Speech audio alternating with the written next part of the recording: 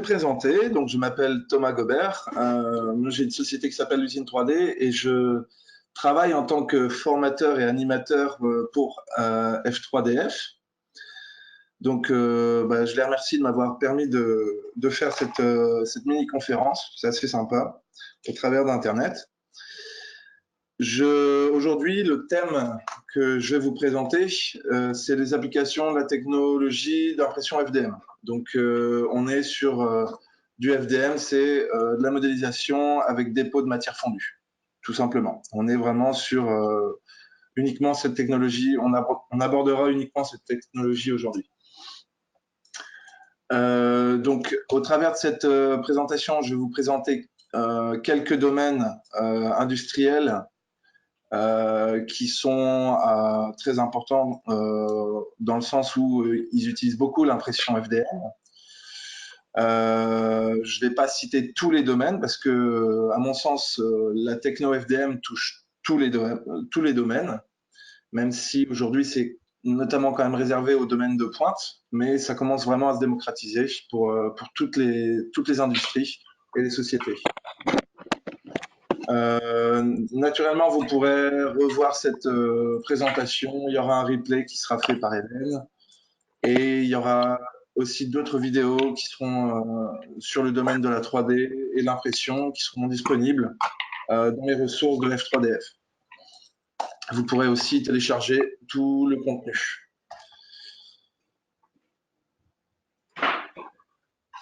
Est-ce que c'est clair pour tout le monde ? Si jamais il y a un souci, vous m'entendez mal ou quoi, il faut me le dire par chat et puis je réagirai. Donc, alors le premier domaine, ah oui, alors attendez, excusez-moi, voilà. Il y a juste, je vous montre deux machines, deux types de machines en réalité, c'est parce que pour moi il y a vraiment une séparation entre le domaine industriel et le domaine des particuliers, et vous comprendrez par la suite c'est quoi la relation entre ces deux domaines. Mais aujourd'hui c'est vraiment la présentation du FDM chez les industriels. Donc à gauche, vous avez une machine de type industriel et à droite, une machine qui serait plus réservée à un domaine particulier. Néanmoins, les deux machines sont très, très performantes. Seulement, on voit bien que dans le domaine industriel, on a beaucoup plus de normes et donc des machines carénées, beaucoup plus sécurisées. Tout simplement. Voilà, donc c'est plus ce type de machine qu'on retrouvera chez les industriels et chez les particuliers, on retrouvera des machines qui sont très light, si on peut dire ça. Donc le premier domaine qui est le plus important à mon sens, c'est l'automobile. Dans l'automobile, en fait, on a vraiment une recherche de l'innovation qui est très forte. On sait qu'aujourd'hui, les constructeurs automobiles, s'ils innovent pas, ils se font rapidement doubler avec tous les modèles qui existent. Et aujourd'hui, ils doivent être très très réactifs face à l'innovation. Et la FDM va leur permettre justement une très haute réactivité. Là, je vous ai montré, je vous montre quelques images en fait. Je vais vous expliquer. Donc, sur la gauche, vous avez plutôt, donc vous avez un rétroviseur par exemple ou une boîte de vitesse. Le FDM, en fait, ça passe naturellement par le prototypage. On n'est pas sur une industrie de masse. Donc, l'impression FDM s'inscrit dans la phase de prototypage d'un produit. Ça va permettre de rapidement valider les contraintes qui sont issues des designs et des ingénieurs, de la conception des ingénieurs. On peut voir un rétroviseur qui a été imprimé en 3D. Tout simplement, c'est une pièce qui va permettre de valider les designs, valider les formes, les volumes, qui sera ensuite produit en série par l'industrie actuelle, l'industrie par soustraction ou par moulage. On a donc des éléments sur lesquels on va valider des contraintes visuelles. Après, on va rapidement passer sur des éléments qui vont avoir un rôle mécanique. Donc on voit la jante, sur avec la roue. Là, typiquement, on voit que l'impression FDM, elle sert plus justement à faire de la validation de prototypes, mais vraiment à remplacer une jante, tout simplement. Donc aujourd'hui, on a des jantes alu qui sont très légères et très fiables et très solides. On est en train de prouver on va pouvoir peut-être sans doute les remplacer par du plastique, mais très haute performance. Et que ça a un réel enjeu, en fait, même au point de vue mécanique, tout simplement. Donc la FDM s'inscrit aussi dans la réalisation de pièces mécaniques. À droite, en haut à droite, vous avez deux personnes qui assemblent un modèle réduit de voiture. En fait, ils sont dans une soufflerie. Et l'impression FDM, ça permet en réalité la réalisation de modèles réduits pour les tests en soufflerie. Et ça évite d'avoir à travailler sur un modèle qui serait réalisé en terre et sculpté. Aujourd'hui, l'impression FDM, elle fait vraiment gagner du temps et elle permet aussi la réalisation de formes qui étaient jusqu'alors très difficiles à réaliser par l'homme, tout simplement. Et en bas à droite, la finalité de toutes ces images, en fait, c'est un projet IDR de Volkswagen. Donc c'est une voiture qui a été conçue pour gravir le Pikes Peak. Donc c'est une des plus dures courses au monde. Et la spécificité de ce modèle-là, c'est qu'en réalité, il a été réalisé en moins de 2 ans. Ce prototype et cette voiture a été réalisée en moins de 2 ans. Et dans les prototypes, il y avait plus de 2000 pièces imprimées en 3D. Ça partait des supports de câbles jusqu'aux ailerons, donc des pièces qui jouent avec l'aérodynamisme. Et tout ça pour dire que grâce à l'impression 3D, ce projet aurait été impossible à réaliser dans la durée qui lui était impartie. Et même sur ce modèle, sur cette photo qu'on voit, en fait, c'est le modèle final qui a gravi le mont. Il subsistait des pièces imprimées en 3D. Donc, tous les éléments de châssis, eux, ont été faits en carbone. Par contre, on avait des supports de câbles, des choses qui n'avaient pas une forte importance, même si je ne veux pas réduire l'impression 3D. Il y avait des pièces imprimées en 3D sur ce modèle. Donc, aujourd'hui, l'impression 3D dans l'automobile, c'est une question d'innovation et de survie des constructeurs. S'ils n'utilisent pas cette techno, effectivement, ils seront vite dépassés, tout simplement. Donc, voilà pour le domaine automobile. Ensuite, je voudrais passer à l'architecture, le bâtiment.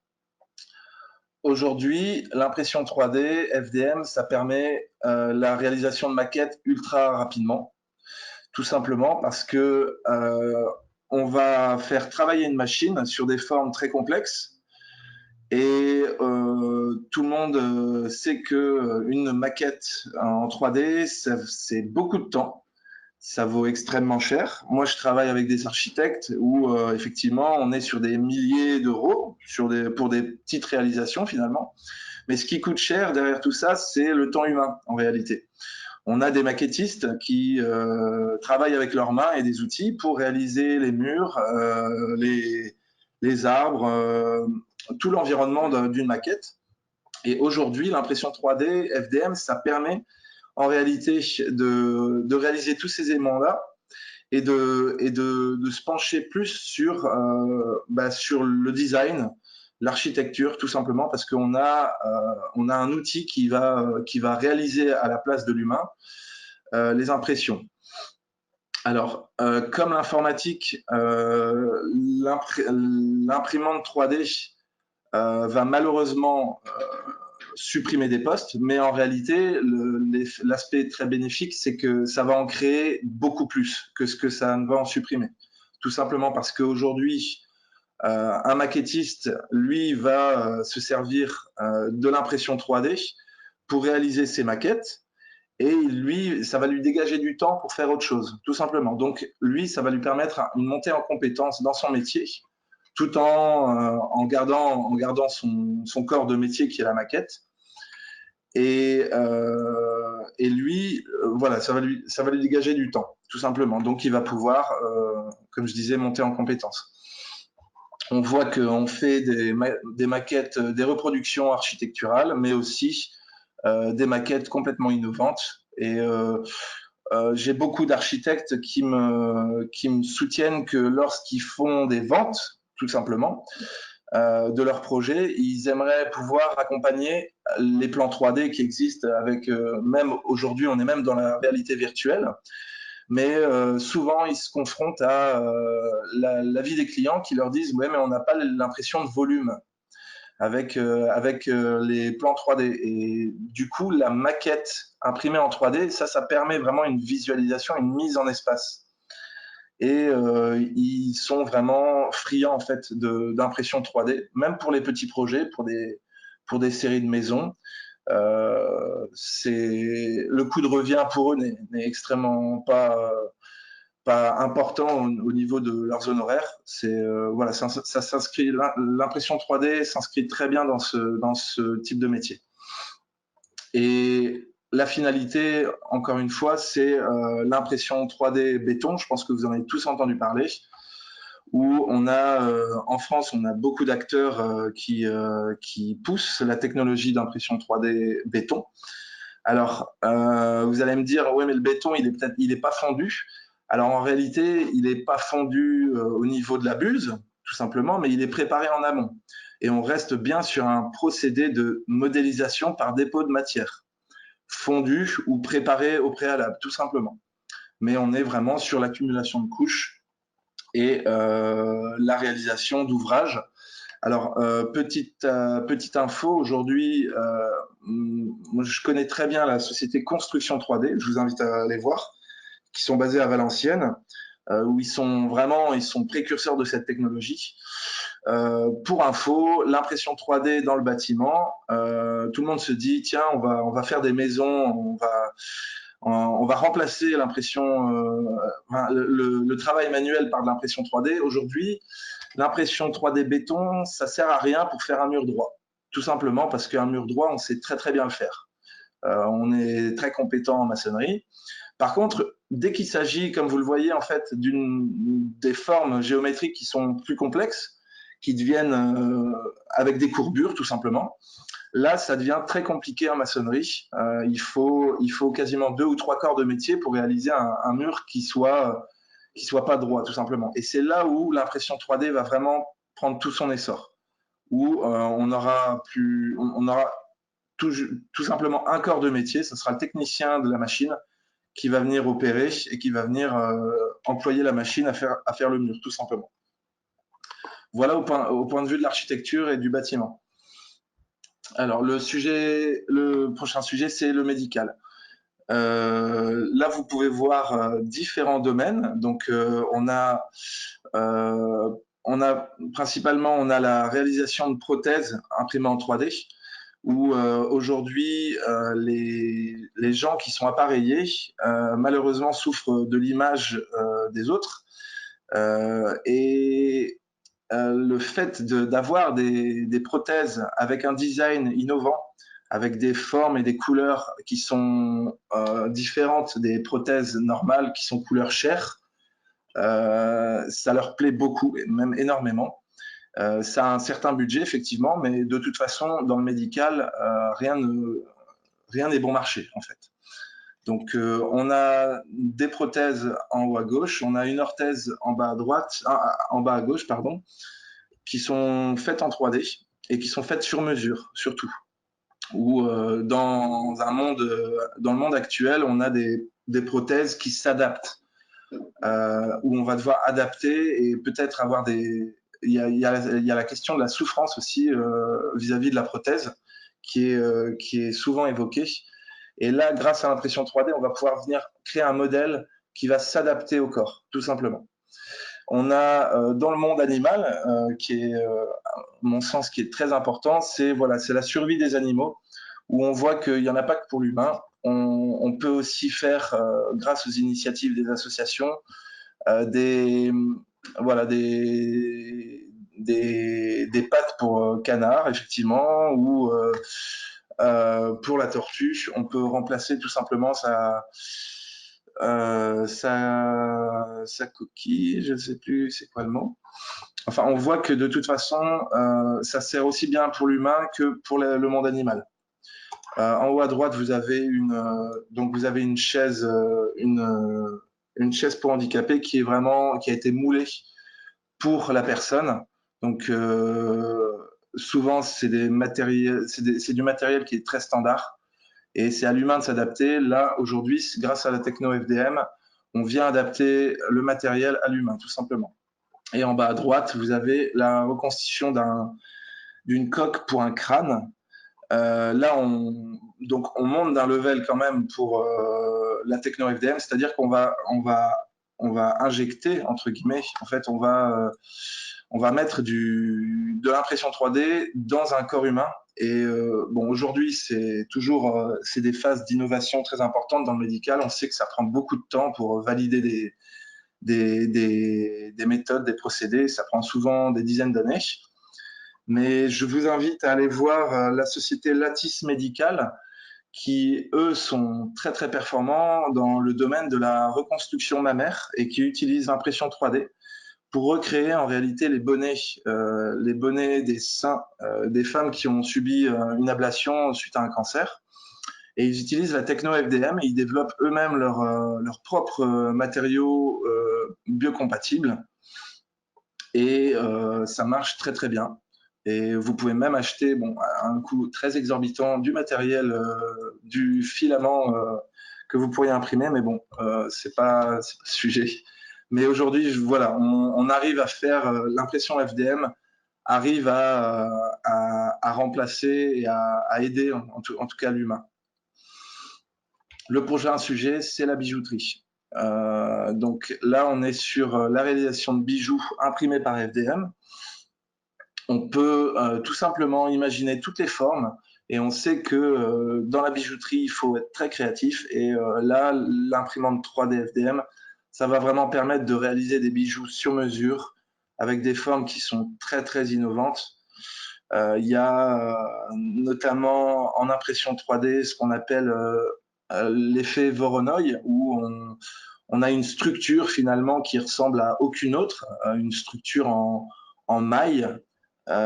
C'est assez connu dans la communauté FDM, mais on a aussi d'autres formes et ça permet vraiment de développer la bijouterie. C'est encore une fois, l'imprimante FDM devient un réel outil pour les bijoutiers. Et j'ai un exemple à vous citer, c'est sur Facebook, vous pouvez aller voir La Bête à Pois, qui est une petite société qui est une société dans le Nord, qui développe la création de bijoux, tout simplement, avec l'impression 3D. Donc voilà au niveau de la bijouterie.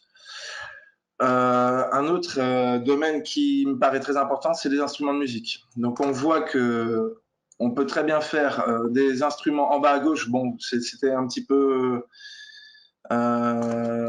une petite blague en voyant cet instrument de musique, même si effectivement ça fait de la musique, l'imprimante 3D. Aujourd'hui, l'imprimante 3D va permettre de réaliser des formes complètement différentes des formes actuelles, des formes standards. On voit sur la guitare en haut à droite ou sur le violon en bas à droite que ça permet, vu que de toute façon le musicien il est au centre de la scène, on voit les instruments et aujourd'hui l'aspect esthétique devient très important, tout simplement. Et en haut à gauche, c'est ni plus ni moins qu'un bec de saxophone. Et je vous invite à aller voir la société SIOS. Donc leur site internet c'est sios.co, syos.co, qui réalise en fait sur mesure des becs de saxophone pour les musiciens. Et ils emploient de l'ABS. Donc ça marche très très bien. Et les avis des musiciens sont vraiment très concluants. Et on voit que encore une fois l'imprimante 3D, elle sert vraiment à tous les domaines. Donc tous les domaines, voilà, comme vous pouvez voir l'image, ça touche vraiment à tout. Ça touche, on a commencé par les industries de pointe, l'automobile, le médical, la bijouterie, mais ça concerne toutes les entreprises, les TPE, PME, TPI, PMI, qui ont un réel désir d'innovation. Ça devient un outil qui va leur permettre d'aller très très rapidement vers des modèles à commercialiser en innovant. Et on sait que si les sociétés innovent pas, bah, elles meurent très rapidement. Donc, c'est vraiment un outil d'innovation, l'imprimante 3D. Et donc, dans le futur, qu'est-ce que ça devient l'imprimante 3D FDM? Bah, tout simplement, je ne sais pas si vous avez déjà entendu, mais on a déjà parlé de building qui dépasserait les 4 km de haut. Donc au début, on se dit, mais mince, c'est pas possible. En réalité, si, ça devient possible grâce, par exemple, à le projet DediBot, qui est un projet d'imprimante FDM à base de drones. Donc là, on bouscule toutes les idées reçues. On se soustrait des règles, notamment des règles de construction, comme la nécessité d'avoir des grues pour aller en hauteur, les choses comme ça. Aujourd'hui, il y a des sociétés qui développent de l'imprimante FDM à base de drones. Donc, vous imaginez, les possibilités sont énormes, tout simplement. Et à droite, on a le projet Zoferus. C'est un projet qui est développé pour le voyage sur Mars, tout simplement, parce qu'on sait qu'on n'ira jamais sur Mars sans l'imprimante 3D. Et ce projet Zoferus, aujourd'hui, propose la construction de modules martiens, donc des modules d'habitation, qui seraient faits à base donc de PEHD et de matières provenant de Mars, tout simplement. On utiliserait le PEHD pour la structure en interne et le matériau martien pour la structure justement externe, qui résiste très bien à l'environnement de Mars. Mais néanmoins, il y aura une structure en interne qui sera réalisée en PEHD, tout simplement. Je vous invite à aller voir, il y a plein de vidéos sur ce projet-là, c'est vraiment impressionnant. Et donc, au début de cette conférence, je vous ai parlé du particulier. Le particulier, ça touche à tout. Il y a énormément de communautés. On développe beaucoup d'objets de déco, peut-être des choses dont vous direz bah, c'est peut-être inutile ou non, c'est peut-être utile. Mais néanmoins, la relation entre, vous pouvez voir des objets peut-être qui vous... Voilà, on a quelque chose pour retenir le jaune d'œuf. Alors, dans un premier temps, on se dit, bah tiens, on sait le faire à la main, mais c'est peut-être utile pour certains. Je vous parle des particuliers parce que en réalité, la relation entre particuliers et industriels, elle est très très forte. Parce qu'aujourd'hui, si les industriels utilisent ces nouveaux moyens de production, c'est parce qu'il y a un réel intérêt des particuliers, tant au point de vue impact écologique, au point de vue innovation. Aujourd'hui, avec l'imprimante FDM, on parle de relocalisation de la production. Donc, ça permet de rapatrier les moyens de production qui avant étaient dédiés notamment à la Chine ou à l'Inde. Aujourd'hui, on va pouvoir produire sur place. Donc, ça a un réel impact écologique. Il y a l'élimination des transports et surtout un désir d'innovation.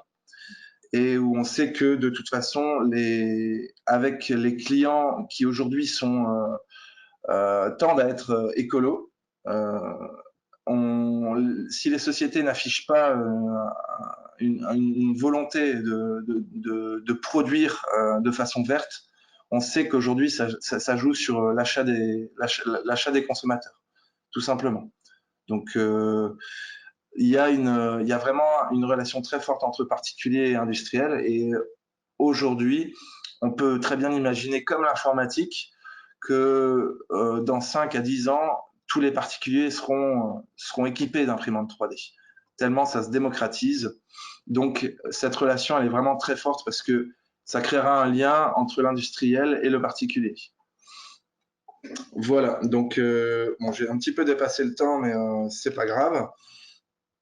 Il y a beaucoup d'autres sujets que j'ai pas abordé dans cette présentation parce que sinon ça durerait des heures. Il y a l'alimentaire que je vous invite à aller voir. Aujourd'hui, on crée des gâteaux, on crée des structures décoratives pour la pâtisserie.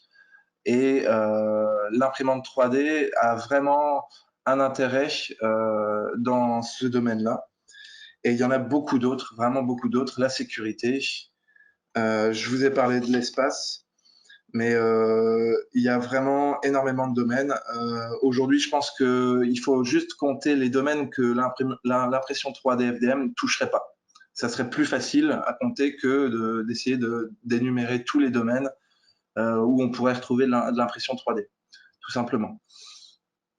Donc voilà, bah, j'ai terminé cette présentation. Vous pourrez revoir cette présentation d'ici quelques jours sur les ressources de F3DF et vous pourrez télécharger le contenu, il n'y a pas de souci. Je fournirai une liste des liens dont je vous ai parlé à Hélène, comme ça elle sera disponible sur la page web de la présentation. Et je vous invite à, voilà, à me dire ce que vous en pensez. Si vous avez des questions, n'hésitez pas, c'est le moment. Même s'il y a un forum sur lequel, si j'ai pas le temps de répondre à tous, vous pourrez aller poser vos questions. Moi, je serais ravi de pouvoir vous répondre. Et voilà, je vous remercie de m'avoir écouté et je vous invite maintenant à prendre la parole, tout simplement.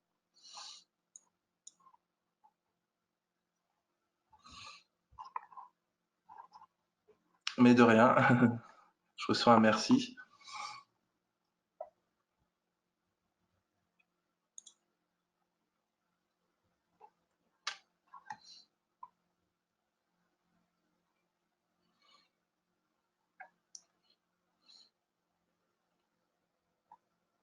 Si vous avez des questions, n'hésitez pas, vous pouvez me les envoyer par le chat, ou sinon vous pourrez les poser sur le forum, et moi je me ferai un plaisir d'y répondre.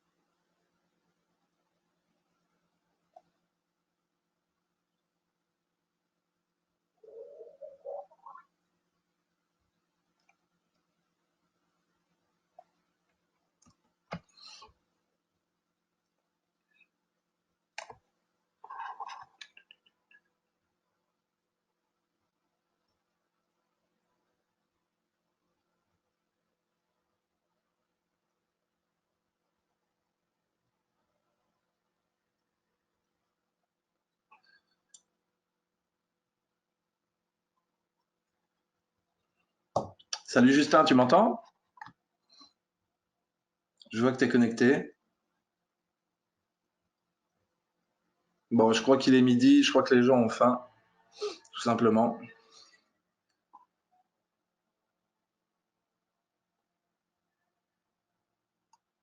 Ah, j'ai une question de Hugo. Alors, alors oui, j'avais pas vu les questions. Alors, je vais répondre à Garde. Existe-t-il des matériaux chargés? Oui, il y a des matériaux chargés. On a des matériaux donc chargés en carbone, chargés en bois. Il y a de la fibre de verre, du PCABS. Il y a beaucoup de filaments chargés. Ça dépend des projets que vous avez. mais chaque matériau, à chaque projet son matériau. Donc, on a de la fibre de verre, fibre de carbone, fibre de glace également.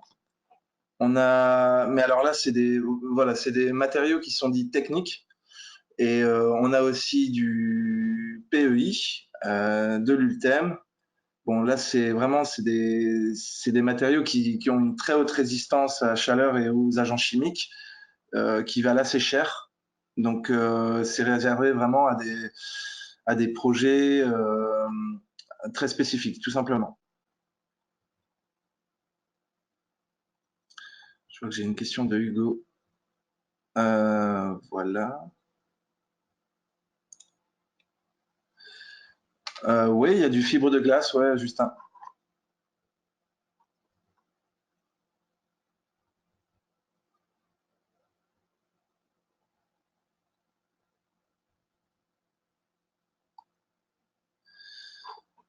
Alors, une machine industrielle, ça va pas forcément être RepRap. C'est-à-dire que la machine va pas être forcément être imprimée par une autre machine, parce que le but du projet RepRap, c'est vraiment de pouvoir créer des imprimantes à base d'imprimantes 3D. Une machine industrielle, elle doit souvent avoir des capacités beaucoup plus techniques. Dans la présentation en première page, voilà, vous avez une FunMat qui, elle, et on peut l'appeler le four. C'est une machine qui va monter jusqu'à 150 degrés en plateau, jusqu'à 90 degrés en chambre, et avec une buse qui va aller jusqu'à 450 degrés. Donc, on est vraiment sur des machines industrielles qui peuvent pas forcément être reproduites par d'autres imprimantes 3D. On n'a quasiment aucune pièce qui a été imprimée en 3D dans la FunMat, alors que dans la Prusa, on a vraiment tous les éléments de châssis, à part le U qui est en aluminium.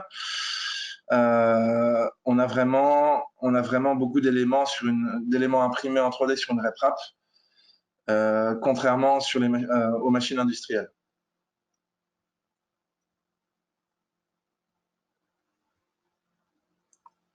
Oui, oui, Justin. Glass fiber, en fibre de verre. C'est un matériau qui est employé pour souvent la carrosserie de voiture, qui est beaucoup plus bon marché que du carbone, tout simplement. Mais c'est beaucoup moins solide.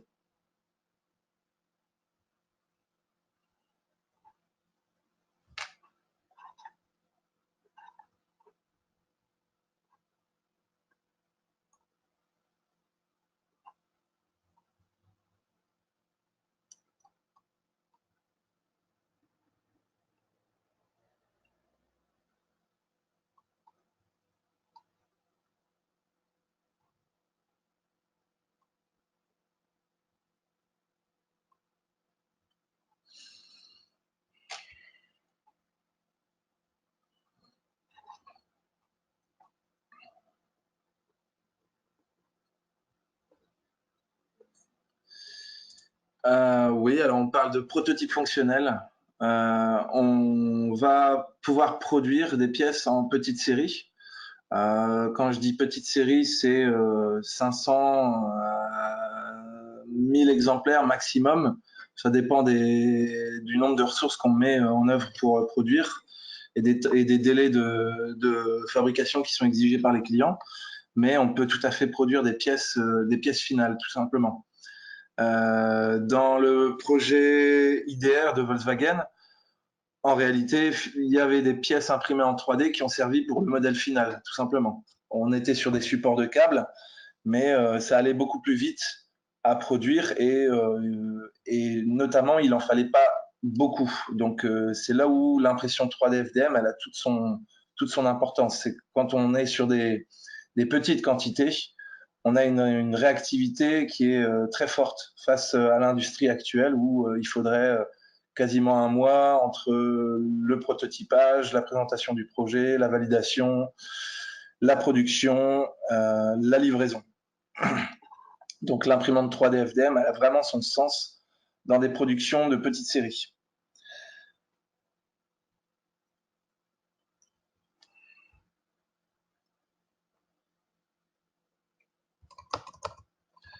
Bah, pas de souci, c'est gentil, merci beaucoup. Je vais transmettre à Hélène tous les liens dont j'ai parlé. Comme ça, elle pourra les joindre aux ressources qui seront disposées sur votre site. Et bah, j'espère que ça, j'espère que ça vous a plu, tout simplement. Et je vous souhaite un très bon appétit également.